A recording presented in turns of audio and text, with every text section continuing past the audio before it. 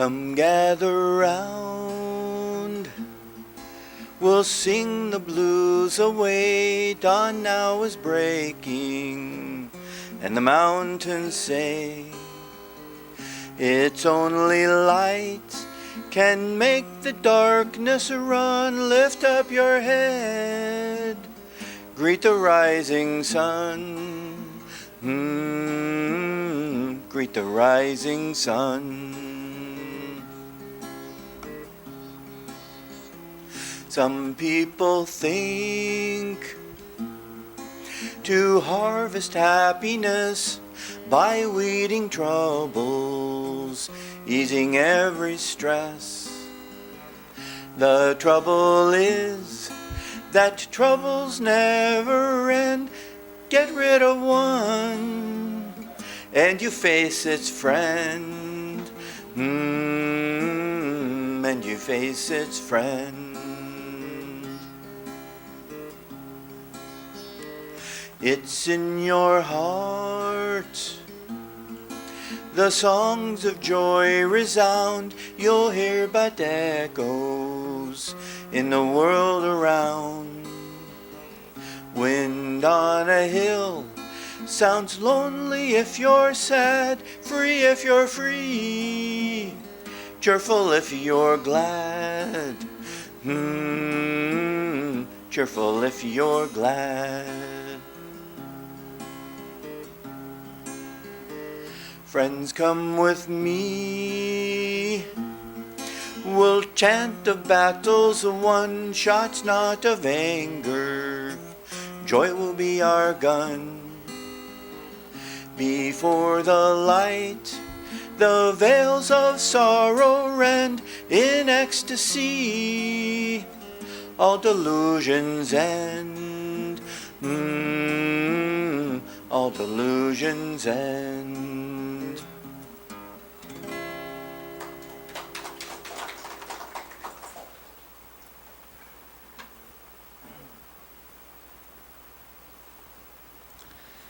I especially wanted to start with a song today because the subject of today's talk is culture, Ananda culture. And if you look up the definition of culture, you'll find that it, I suppose different dictionaries might do it differently, but in the one that I looked up, they describe culture as art, as the expression of positive creativity, and the art values of society, and then expand later into the total view of society on the way it lives. Culture is the arts, but culture is also the totality of the way that any group of people chooses to live, the moral views and the ways that they act, the things that they value. And Ananda has a very very definite culture, and it's a culture that hasn't fully arrived here in India.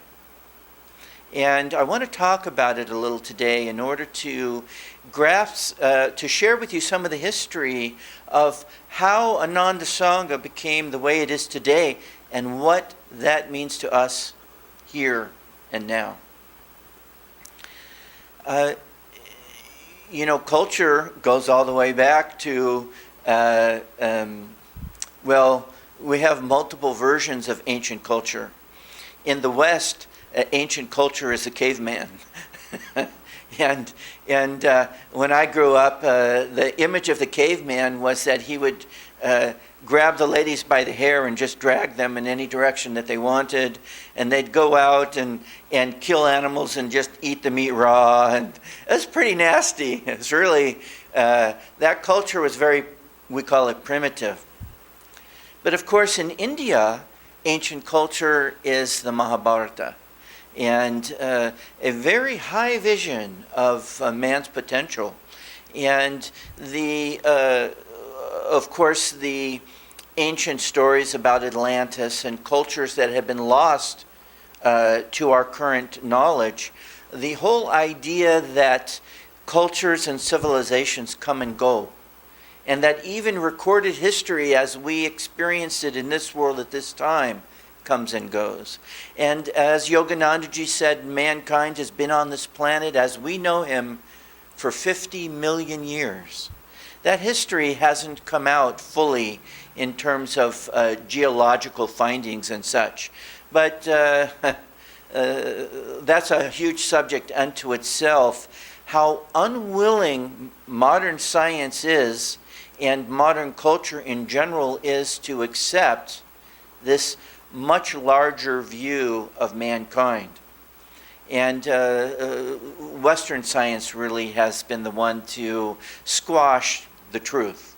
Of course, we don't have scientific, quote-unquote, proof or understanding about ancient civilizations, but we do have in our favor an incredible ancient tradition from India, which talks about all kinds of things, flying machines and powers, and most importantly, a very high view about how man can live in harmony with life, and how we can take from our central understanding of the reality, the spiritual reality of life, the reality that we are all souls on a journey through the creation, and that the purpose of that journey is to come home to spirit, to remember, as Patanjali said, smriti, to divinely remember our reality as infinite Satchidanandam. This is our purpose, our only purpose. But we lose our purpose by our excessive involvement outwardly in the world instead of training ourselves to turn within and to experience life on a deeper inward level. And so if we take that purpose and we understand the ancient teachings that support that purpose, the teachings of Sanatana Dharma, the teachings that give us very specific information about how to go within, how to experience an expanding awareness of our oneness with Spirit. And as a part of that, we recognize, and this is throughout the scriptures, is how to live in a way that supports that goal. And of course, if you look at modern society, modern culture, which has been incredibly influenced by Western culture in say the last 400 or 500 years, but very strongly in the last 50 years by American culture. And American culture has just basically taken over the world. I mean, I love this. How many Indian men here are wearing kurtas? I see 2. No, you're not wearing a kurta. Well, no, I mean right here, right now. You are a westernized kurta. I'm wearing a kurta. But you're wearing, all the men here, you look like Americans. This is, blue jeans and shorts. Of course, it's true, it's interesting. I didn't even realize it when I was growing up. There was, how fashion fads come through society. There was a big fad, it was called Madras plaid shirts. And of course it was Madras. They were from India. And it was a style that was very popular in India, and in Madras in particular, and it made its way into American culture. But even English, of course, is the international language of flight, pilots. And the thing is that along with American culture, rock and roll, oh my goodness, what a curse. When I was growing up, I grew up as a teenager in the 60s. And, I was a surfer, hippie, anti-establishment, anything to do with organization, I was out. And, freedom. See, America stands for freedom. The problem with the American view of freedom is that we promote the idea as Americans that freedom means you can do whatever you want whenever you want to do it, and nobody should tell you anything else. And in a certain way, of course, that's true, but in the most limited way, because Americans don't realize as a whole that freedom isn't the ability to do whatever you want, it's the ability to do what is right, that which is going to be beneficial, that which is going to lead to joy and communion with Spirit, not an endless cycle of fulfillment of desires and then boredom, depression, suffering. This outward circle of excitement that leads to depression. And if you look at the most famous, the most wealthy, the most of everything materialistic, you find suffering. You don't find anybody that's really happy. They may have good, exciting days, but they don't have peace of mind. And I learned this as a young man, as a teenager. I recognized that I was trying to enjoy the world through the senses, through my ego, what I wanted. But I recognized that all of the people around me who had been, the adults who had been doing that for some time and were having every outward success had no happiness. And to my good fortune, I read Autobiography of a Yogi, and it changed my life. And then I met Swami Kriyananda, and I ended up at Ananda Village in the early 70s. And what I found there was a culture that was completely different than what I had grown up in. The world that I'd grown up in had said outward fulfillment equals happiness. But I knew that wasn't true. I had found the teachings, but I had trouble practicing those on my own. But when I came to Ananda, I found a culture that was designed foremost for spiritual success. And as a part of that, as a natural outgrowth of that, was the beginning of the development of a culture that reached into every part of life in order to bring it in harmony with that number one goal. As Jesus Christ said, "Seek ye first the kingdom of God, and then all these things shall be added unto you." When we seek God first, everything falls into place. But when you take the view that says, look, as soon as I get all this stuff out here together, then I'm going to seek God, which is a common view in Indian society. Once I get my family in order and my business world, and I have money in the bank, then I'll give my time for God. That latter part of life doesn't work. Some people do have some success on that path, but by and large, you spend 2/3 to 3/4 of your life waiting to get started spiritually. I mean, that's a lot of time wasted. Not only that, but all of that time you've disconnected yourself from God participating in your life consciously. And what does it mean when God is always participating in our lives? Otherwise we wouldn't be here. But we don't recognize that participation, and most importantly, we don't harmonize with it. So when we don't harmonize with that larger potential, it's like the bank of the universe saying, "Here, I will provide all of the foundational support for your success in life," and you're saying, "No thanks. I don't need you. I don't need the bank of the universe. I can make it on my own." That's the ego. And what we lose is all of that potential. What is the potential? Happiness. I spent time on the beaches in Hawaii. Hawaii is a place where people go when they retire. They save up. In India, of course, you go to Amarnath or Varanasi. But in America, you go to Hawaii. And you go out to the beach, and by the time you get there, by the time you've gone through this lifetime of kind of quiet desperation, if you're able to get to the beach because you're not so drunk that you can't walk, you get to the beach and you look around, and then you get back on the bus and you go back to the hotel and drink some more. You're too old and bent out of shape mentally and physically to enjoy that great reward that you worked so hard for. When I came to Ananda, I found a culture in which people were happy not only in the temple.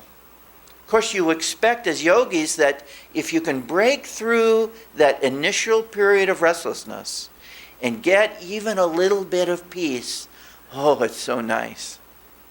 And then that little bit of peace makes you want more. And you recognize that this is going to work if I can just keep it going. But we were trained to look at the rest of our lives in terms of, in society they say, social responsibility. You have to act according to the cultural norm in order to be a good citizen. And the thing is that being a good citizen in normal, quote unquote, I'll call it common society, means that you have to be, you're promoted to be selfish, and you're promoted to look after yourself first, and you're encouraged to have attitudes that don't lead to happiness. You want to. How would the leaders of modern economy feel if everybody said, "Okay, I'll tell you what. I'm going to stop buying all of these toys and just live simply. I'm just going to have the bare minimum now. I don't need a fancy car. Just a medium car, and I don't need expensive jewelry. I'll just decorate myself with flowers, and I'll dress in simple clothes, and I'll stop being on the endless merry-go-round of consumerism." Well, they would be terrified, because that would collapse their desire for basically as much of your money as they can get.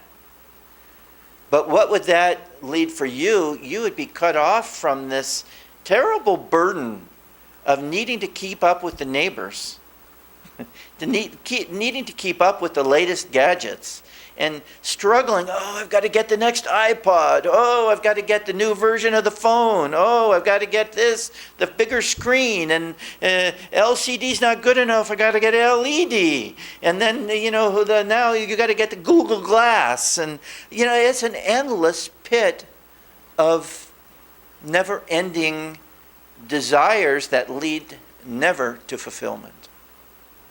At Ananda, I found a group of people had cut themselves off from that. We lived in the forest. We lived in a gurukul, really, an ancient ashram with a rishi, Swami Kriyananda. And we sat under a tree and he spoke about God and the spiritual life. It was unbelievable.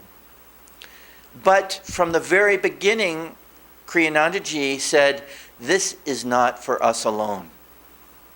Even himself, when he started the meditation retreat, his idea was, I'm going to create a place where I and just a few friends can meditate deeply and commune with God.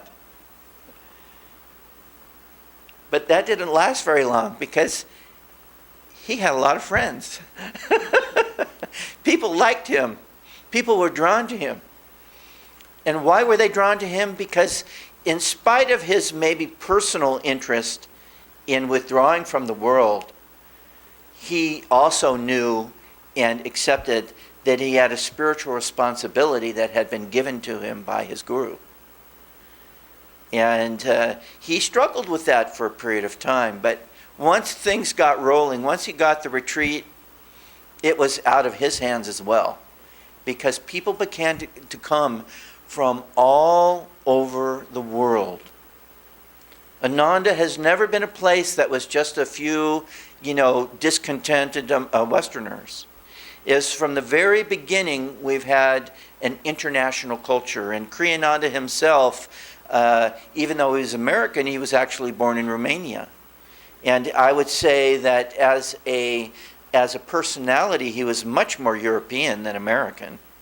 He grew up in Europe and went to school in England and didn't actually come to America to live until he was a teenager. But he also was an Indian. And so when I came to Ananda, Kriyananda had been formed in the ashram with Yoganandaji into an Indian Westerner. And so he, stylistically, culturally, was Indian. And he wore the kurta and the lungi in ochre, and he wore it everywhere. In those early years, it was very unusual, more unusual to see him in Western clothing than in Indian clothing. And we all wore Indian clothing as much as we could, and we would eat Indian food as often as we could. And if we ever had a banquet, it was an Indian banquet. And this culture that was created at that time was a period of intense training. We were, as a group of people, being trained to live the spiritual life first and to create a culture that represented that spiritual life.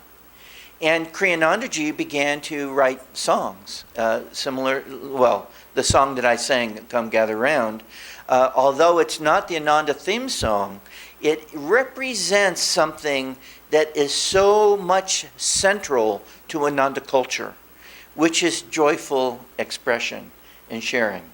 We're a happy group. And I found people in the Ananda village in those days, it was very primitive. We didn't have electricity. We didn't have running water in most homes. We had outhouses. We were like American pioneers. There were people living in teepees. American Indian-style teepees.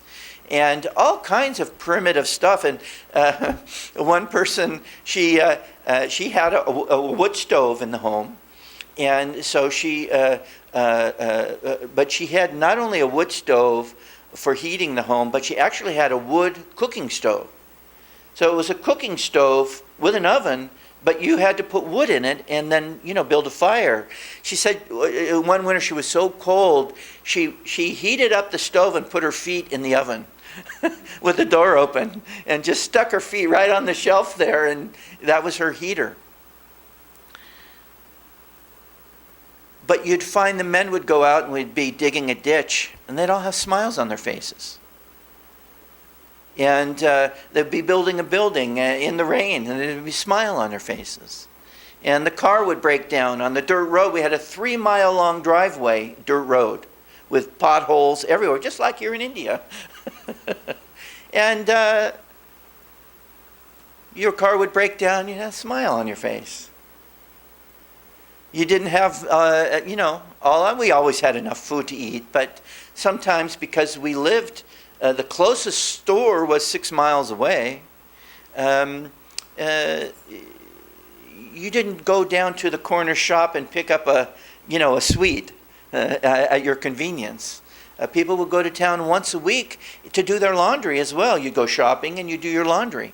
The main town was about, kilometers? About 25, 30 kilometers away. It was very out in the woods. But in this atmosphere, we became changed. Our center of culture, our sense of what is the way in which we choose to live, and the recognition suddenly that we had a choice. Because in general society, people don't think they have a choice. You have to go along to get along. But the reality is that you don't. You have to choose what kind of world you want to live in. Do you want to look at the sky, or do you want to look at the gutter? Or do you want to walk around with your eyes closed? A lot of people walk around with their eyes closed. And they don't really think about realize that you are making many choices that affect your consciousness by the way that you live. And this reaches into every part of life. It's the way that you dress. It's the way that you approach looking in the mirror in the morning. And makeup, and jewelry, and furniture, and the decorations that you put in your home, and the music that you listen to, and the television that you watch, and the movies that you watch, and the books that you read, and the people that you spend time with, and the culture that you live in at work, and the way that you relate to the shopkeeper, and to all of the people that you relate to in your life. Everything, every moment of life is a part of, are we seeking God? Are we channels for spirit? Or are we living in the ego, which leads to suffering? Everything that we do. So then we realize that we can consciously create a culture. We don't have to wait for the rest of the world to come into the golden age, for us to live in the golden age inside our own being. This is what I found, is I found a group of people had decided not to take that which is common in society as normal, but to go back and say, well, what would be normal if we were fully in tune with spirit, and take that as the value, and then live as best we can expressing that higher spiritual value. So Kriyanandaji created music that represented that spirit, bringing inner calmness, connectedness with spirit into outward manifestation. Music that calms the heart instead of agitating it. Music that lifts the soul instead of dragging it down into the lower chakras. And we all became vegetarians. If you weren't a vegetarian before you arrived, you recognized that not only what you eat, but the way that you cooked it, the vibrations of the person who cooked it, were all a part of the totality. And the way that you approached your work, the recognition that you have responsibilities to pay your bills. Everybody at Ananda had to pay their own way. There wasn't a big pool of money somewhere that everybody suddenly moved into the ashram and room and board and an allowance was given to everybody. No. People had to struggle to support themselves, even the monks and the nuns. We all had to work somehow in order to have an economy that not only put food on the table for us as individuals, but that grew the community. We recognized that this was not an effort just for ourselves. Kriyanandaji said, if we only turn in, we will become, we run the risk of becoming prideful and self-involved. And we'll limit the ability of spirit to flow through our lives and to bless the world. And he represented the light of the masters of self-realization, that this light should expand in the world. And so from the very beginning, the first business at Ananda was the retreat. The retreat facility was the first business.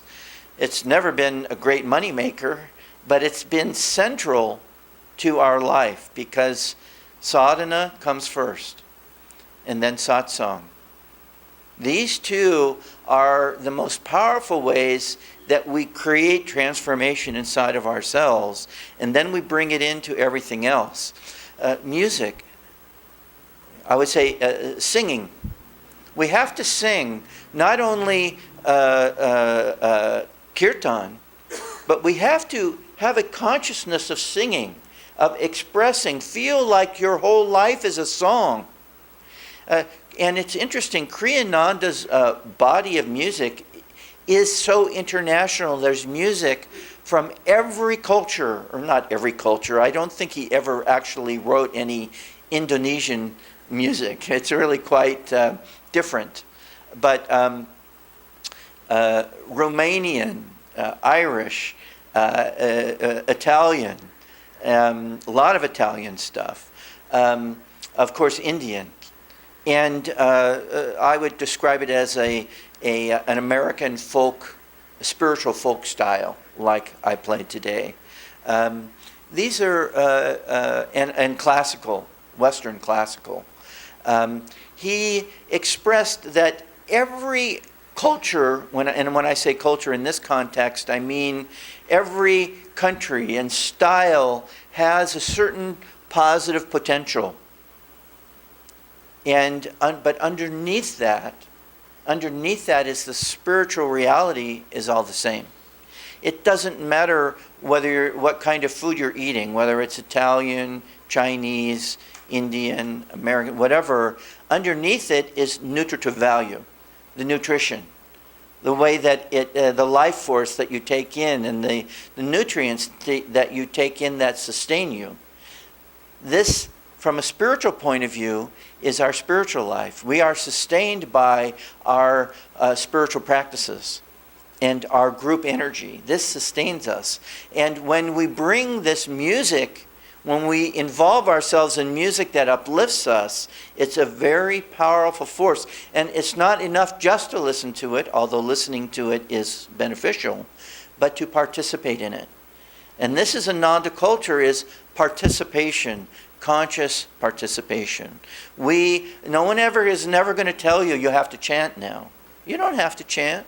Even if we're chanting as a group, nobody's going to go, how come you're not chanting? We don't have any meditation police.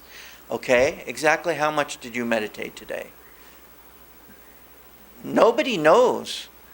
I was going to say nobody cares, but we care for the benefit of all, but not to judge anybody. We recognize that we must choose this path in order for it to be successful. It cannot be forced upon us. That is a form of freedom.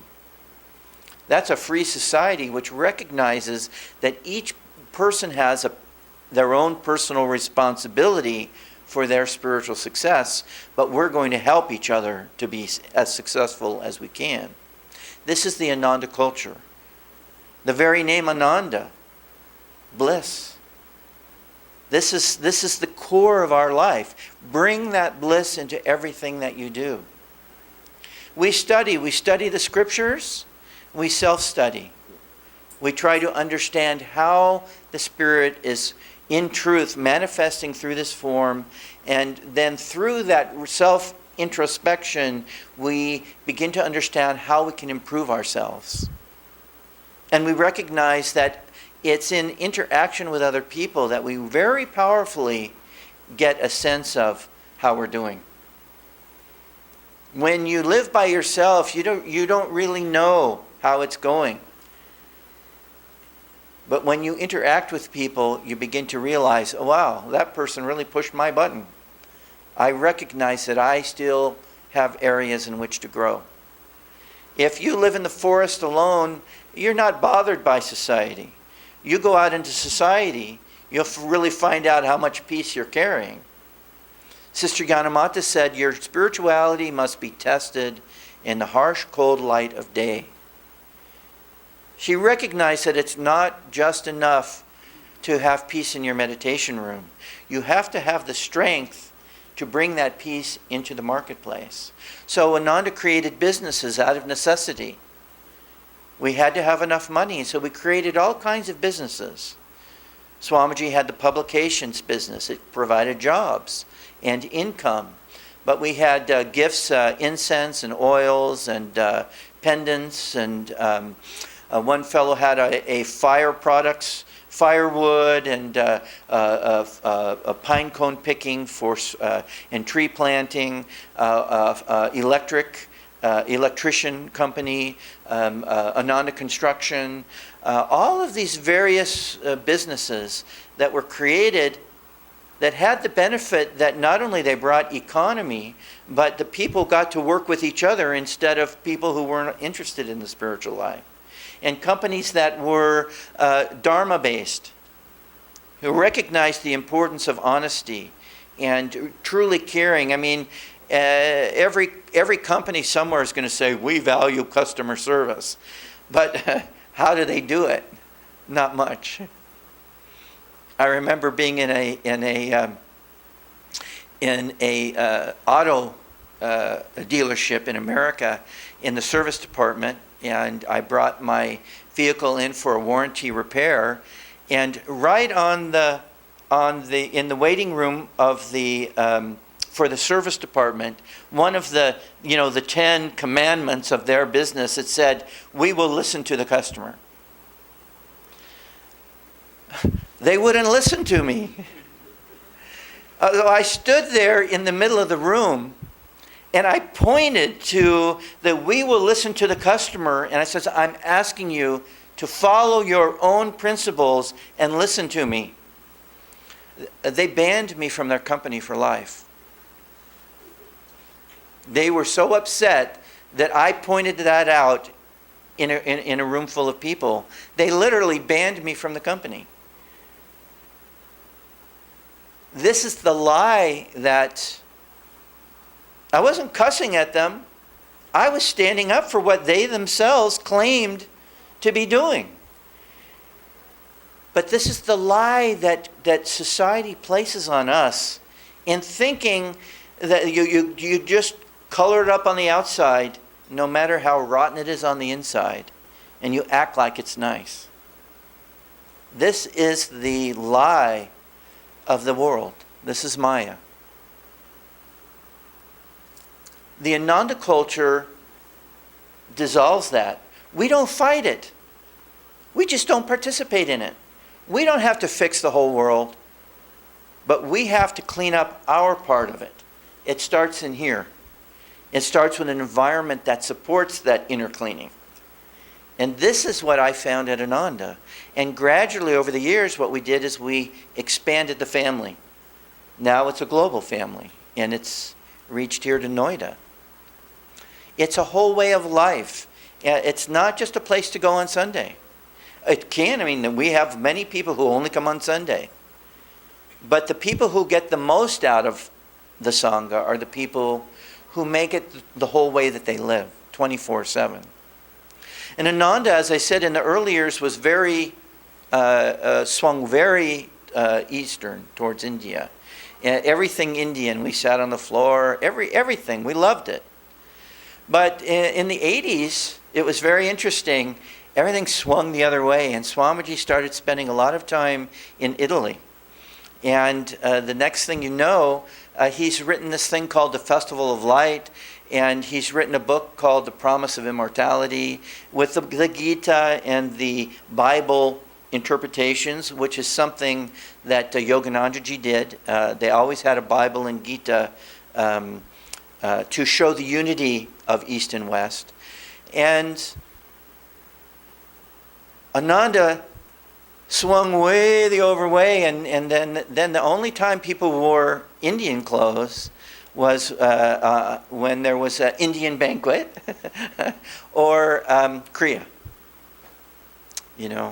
and everybody started wearing Western clothes and cleaning up. And no, we weren't hippies anymore. We were straight arrows, and Swamiji even started wearing a suit, and he shaved his beard. He was clean shaven.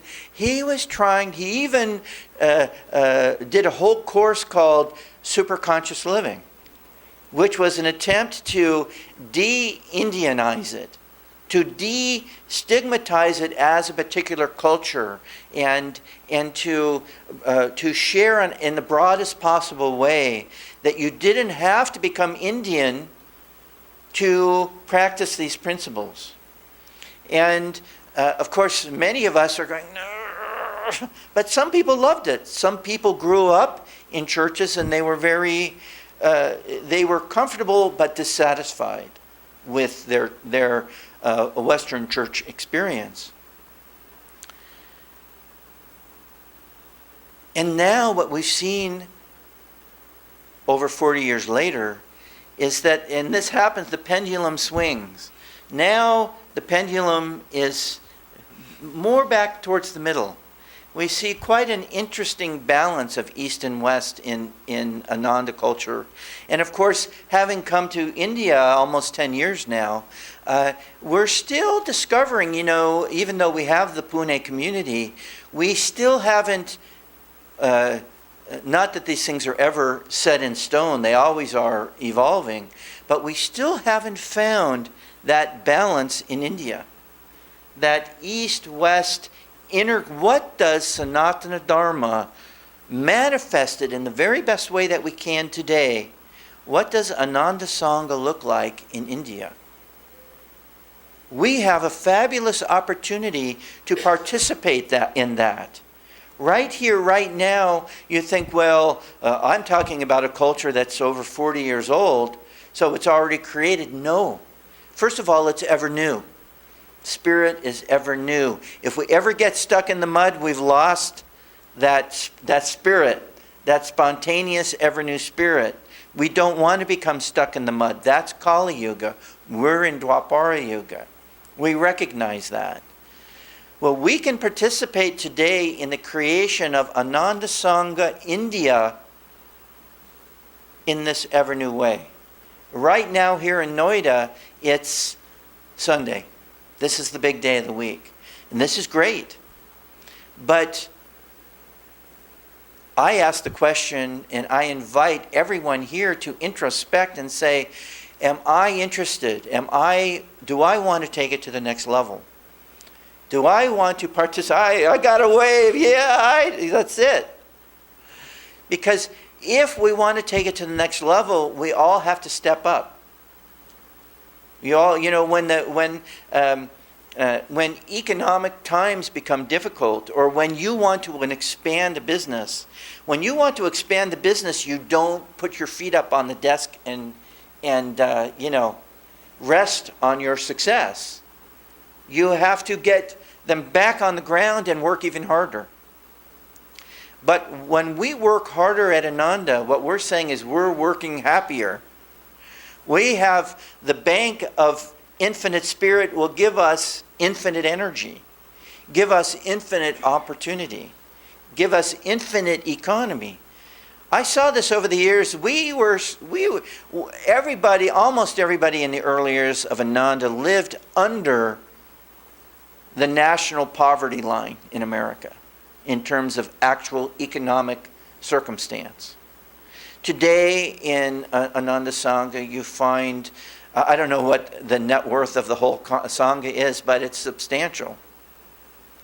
I know that they spent over $1.5 million on the temple in Seattle. That's a lot of money. Where did that money come from? From people who got excited about bringing this teaching and this way of life onto planet Earth at this time for everybody's benefit. And the recognition that when we align ourselves with forces that are larger than our own, everyone is benefited. We are benefited because the light is flowing through our lives. And we are doing the very best for the world when we make God first in our lives. And then we bring that into everything that we do. This is the Ananda way of life. We can create that on an ever expanding level here. And I hope, that's why I'm here. I hope that we can all get really excited about what can God, through our line of gurus, do in Noida. What can we do to be happier, inwardly connected, and to share that blessing with an ever-expanding circle of people? This is our mission. We have been given a mission. It's easy to think, well, Yoganandaji was given a mission. Clearly. Kriyanandaji was given a mission. Clearly. We have been given a mission if we choose to participate in it. We have a humble mission, but an essential mission. If you think about it, we all know the names of the great avatars in history, many of them, not all of them, but Krishna and Rama and Buddha and Jesus Christ and our line of gurus, others. And we know that with each great master, generally, there is a great disciple that shares their message. I don't know the names of the disciples of Buddha, but I know that there were 2 or 3 that were quite involved in the spreading of his message. And we know St. Paul was the great spreader of the teachings of Jesus Christ. And we know that Swami Kriyananda was the great spreader of the teachings of Paramahansa Yogananda. We don't know the names of many of the disciples who came next, do we? What were the names of the leaders of the next generation of disciples? We don't know. But we are them. My peers at Ananda are that group of next disciples. And you are a part of that family.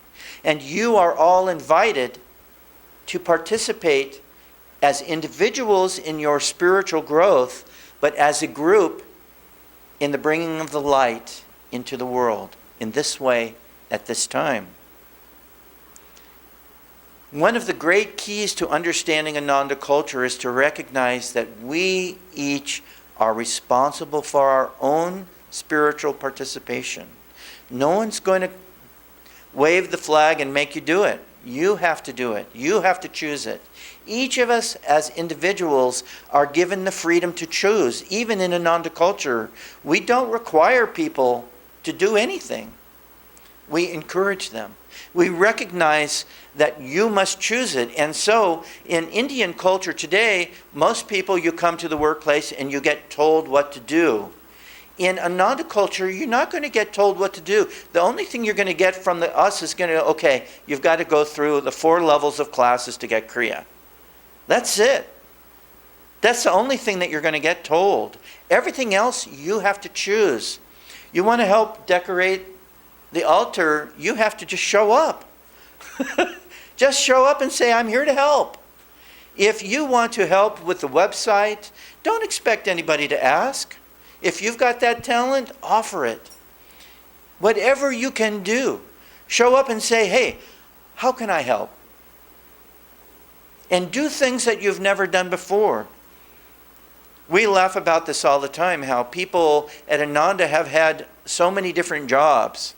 We move around, we don't define. I'm not a bookkeeper or a construction guy or an author or a musician. I'm a devotee. That's my only self-definition that I want to have, is I'm a devotee. And this is our culture.